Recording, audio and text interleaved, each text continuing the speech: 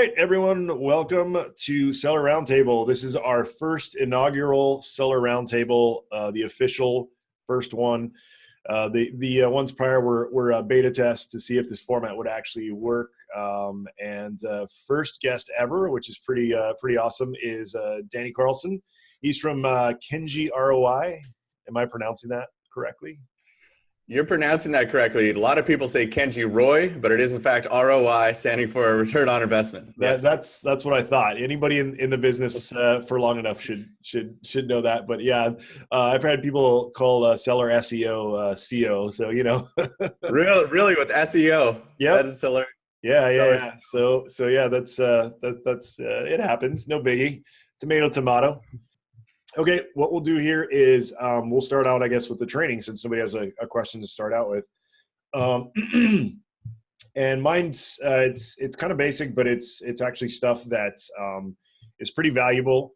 A lot of times we get people coming to us with various problems, and these are kind of like the breakdowns of of what people come to us with on their Amazon business, and kind of how you can try to avoid those on your own by doing certain action steps. So Danny, I'm sure you get this too, because you take on clients and stuff, and it's probably you probably see a lot of this kind of same stuff going on. But so a lot of the biggest mistakes I see new and experienced Amazon sellers make is, first thing is they try to do everything themselves, and this is an easy one to fall into. For multiple years on my Amazon business, I did this.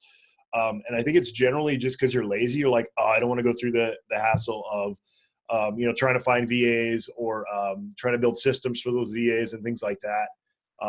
But what I found is once I finally dug in and started doing that, it's actually a lot more lazy to do it that way, because you have a little more setup time, but in the long run, you're getting to offload so much work from yourself that you get to concentrate on the stuff that gives you better ROI.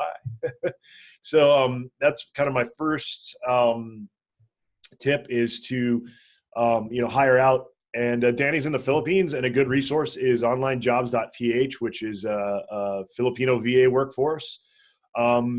It's what I found with online jobs though is that you really have to vet. You have to go through. I mean, sometimes we go through like 5 or 6 people in a position before we get somebody who's solid and shows up to work and, does a good job. So just, don't give up. If you get a couple people off the bat that aren't very good, just keep trying. You'll find somebody who's good. You also have like Upwork's another one. I think Elance, no, not Elance. What's the other one? Elance merged into Upwork. Anyway, there's a bunch of freelance sites out there. Free Up. Oh, Danny, you got muted somehow. I think you. There we go. I might have done it when I muted everyone at the same time. Sorry about that. Free Up. Yeah, like I'm here in the Philippines, and there is dozens and dozens of companies that they hire Filipino workers and then mark them up. And in my experience, I've hired lots of people from sites like that. I've hired lots of people from sites where there is no middleman.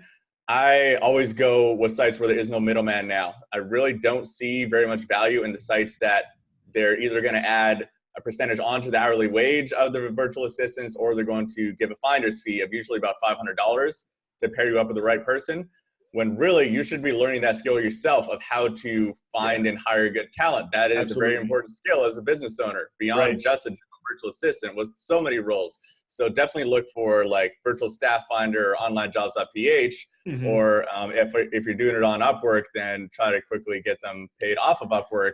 So you're not paying that extra 20% or $500. Exactly.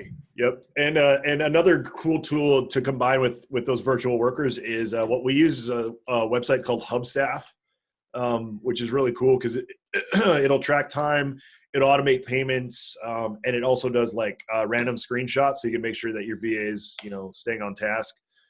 Because we have seen VAs will cheat. Some will. the ones that aren't the good ones will cheat. So you have to kind of keep an eye on them. So that's kind of the first tip.